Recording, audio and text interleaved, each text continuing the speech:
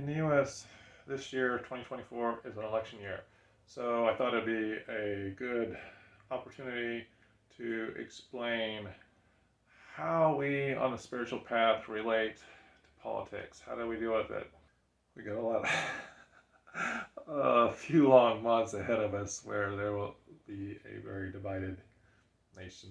A lot of people who are spiritual, of course, want to make the world a better place and might say, okay, this candidate is good, that candidate is obviously evil, so, we have to make sure that we're on this side and not that side. But how do you know really which is a good side? Because I know people who will say this is the good side, and other people will say that's the good side. So something you have to keep in mind about the physical world that we live in is that it is a duality. And there's nothing that we can do to change that, no matter how hard we try. No matter how much we want to have peace here and get rid of anything that's not peace, it doesn't happen. That's the same as saying, okay, I want to have only daytime and not nighttime. You have to have yin yang, you have to have both. There cannot be, in this reality, the supposed good without the supposed bad.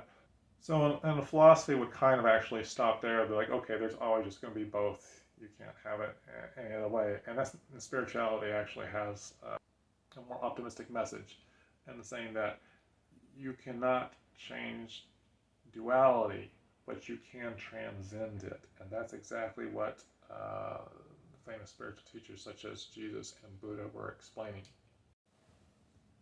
People think that, okay, I have to judge something in order to say that it's bad. For instance, war is bad, we don't want war. But that actually doesn't work, because we know that there's war and duality. That's just part of duality. That's just how it works. There's going to be war, there's going to be peace. Those things have to exist. And if we're judging something outside ourselves, what we're actually doing is judging ourselves and who we are. We're not accepting ourselves as who we are. And we are imperfect people. Anytime we judge it or anything outside of ourselves, a person, politician, whatever, we're actually judging ourselves. And that's something that's very important to keep in mind. As long as we cannot accept and love people, we know that they're flawed. The world's flawed. We know there's a duality. Now, Jesus gave us the greatest hint about how do we actually get out of duality and transcend it. And his remark was, resist not evil. Resist not evil. That doesn't mean that we are going to do evil or give it a thumbs up. We're just not going to judge it, because any judgment keeps us trapped in duality. If we take a side, either direction, we stay trapped in here. Resist not evil means to accept everything as it is now. And the point of that is that anybody can accept and love a situation when they are happy with what's going on. The key in this physical duality is to learn unconditional love. And that means to keep your heart open and to be loved even when things are not working the way that you believe they should work. And once you get to that level where you can accept and love everything, it's game over. So on a practical level, what does that mean?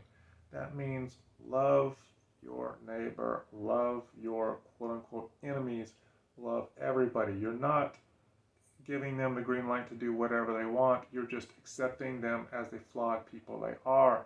When you do that, you accept yourself as the flawed person that you are on the physical level, and that becomes the end of the game for you. By maintaining a loving energy in physical duality, it raises your vibrations to the point that you basically float out of duality. The only way that you can be in duality is to have lower vibrations. Once you start raising those vibrations, once you're always in a state of love, you no longer can exist in the state of duality. It's not going to be possible. You're not going to be able to be here anymore. So you're actually raising yourself up out of the lower vibrational state. And in doing so, because you're connected to everybody else, you're raising the vibrations, raises the vibrations of reality in general. At some point, reality itself will no longer be a duality, because the vibrations of the universe has been raised to a level that duality will no longer exist. Again, if you judge reality, you're lowering your vibrations, you're keeping reality the same, you're keeping it a duality, and you're keeping yourself trapped in that duality. But by raising your vibrations, by staying in that state of love, you're not only transcending out of duality, duality itself is transmuting into something higher, into a fifth dimensional reality based on love.